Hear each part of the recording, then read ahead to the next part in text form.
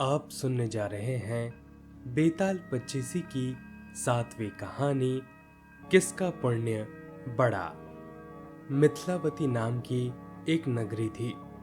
उसमें गुणदीप नाम का एक राजा राज करता था। उसकी सेवा करने के लिए एक दूर देश से एक राजकुमार आया। वह बराबर कोशिश करता रहा, लेकिन राजा से उसकी भेंट न हुई। जो कुछ वह अपने साथ लाया था वह सब कुछ बराबर हो गया। एक दिन राजा शिकार खेलने चला। राजकुमार भी साथ हो लिया। चलते चलते राजा एक वन में पहुंचा। वहां उसके नौकर चाकर बिछुड़ गए। राजा के साथ अकेला वह राजकुमार ही रह गया। उसने राजा को रोका तो राजा ने उसकी ओर देखते हुए पूछा, तू इतना कमजोर क्यों हो रहा है? उसने कहा, इसमें मेरे कर्म का दोष नहीं है। मैं जिस राजा के पास रहता था वह हजारों को पालता है, पर उसकी निगाह कभी भी मेरी ओर नहीं जाती। राजन, 6 बातें आदमी को हल्का करती है। खोटे नर के प्रति बिन कारण की हंसी, स्त्री से विवाद, असज्जन स्वामी की सेवा, गधे की सवारी और बिन संस्कृत की भाषा। और हे राजन, ये 5 चीजें आदमी के पैदा होते ही विधाता उसके भाग्य में लिख देते हैं। आयु, कर्म, धन, विद्या और यश। राजन, जब तक आदमी का पुण्य उदय रहता है तब तक उसके बहुत से दास रहते हैं। जब पुण्य घट जाता है तो भाई भी बैरी हो जाता है।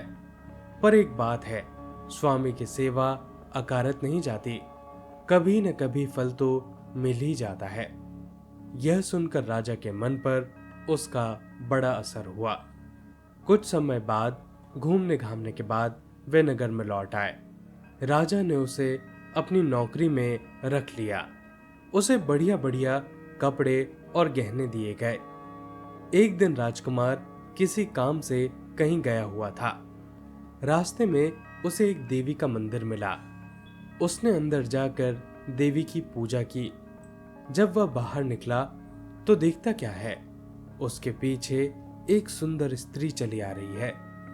राजकुमार उसे देखते ही उसकी ओर आकर्षित हो गया। स्त्री ने कहा, तुम पहले कुंड में स्नान कराओ, फिर जो कहोगे सो करूंगी। इतना सुनकर राजकुमार कपड़े उतारकर जैसे ही कुंड में घुसा और गोता लगाया कि अपने नगर में पहुंच गया।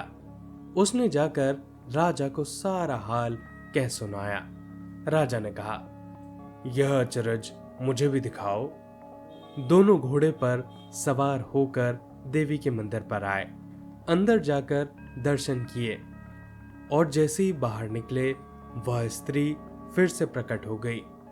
राजा को देखते ही बोली, महाराज, मैं आपके रूप पर मुग्ध हूं। जो आप कहेंगे वही मैं करूंगी।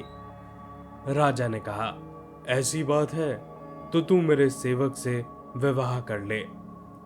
स्त्री बोली, ये नहीं हो सकता, मैं तो आपको चाहती हूं। राजा ने कहा, सज्जन लोग जो कहते हैं उसे निभाते हैं। तुम अपने वचन का पालन करो। इसके बाद राजा ने उसका विवाह अपने सेवक से करा दिया। इतना कहकर बेताल बोला, हे राजन, यह बताओ कि राजा और सेवक दोनों में किसका काम बड़ा हुआ? राजा ने कहा, नौकर का। बेताल ने पूछा, सो कैसे? राजा बोला, उपकार करना तो राजा का धर्म ही होता है, इसलिए उपकार करने में कोई खास बात नहीं हुई। लेकिन जिसका धर्म नहीं था उसने भी उपकार किया तो उसका काम बढ़कर हुआ। इतना सुनकर बेताल फिर से पेड़ पर जाकर लटक गया और राजा पुनः उसे लेकर चला तो उसने रास्ते में 8वीं कहानी कह सुनाई। दोस्तों, ये थी पूरी कहानी।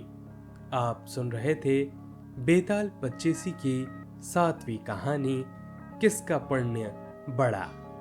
अगली कहानी तक आप मेरे साथ बने रहिए। आप सभी का बहुत बहुत धन्यवाद।